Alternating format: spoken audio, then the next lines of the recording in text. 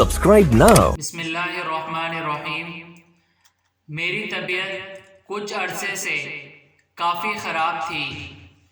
मैं अपने कुछ दोस्तों से मशवरे के बाद डॉक्टर असलम को दिखाने एक सरकारी अस्पताल पहुंचा।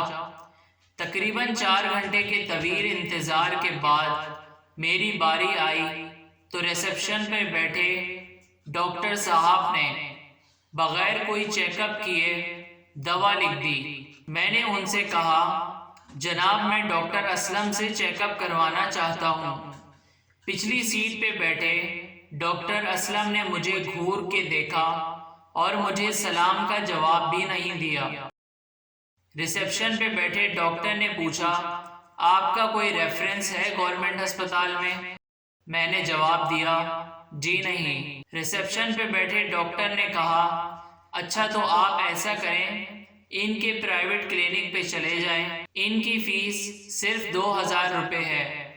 अगले रोज जब मैं उनके क्लिनिक पे पहुंचा तो डॉक्टर असलम ने मुस्कुराते हुए चेहरे के साथ ना सिर्फ मुझे खुशामदीद कहा बल्कि अपनी कुर्सी से उठ के गर्म जोशी के साथ हाथ भी मिलाया।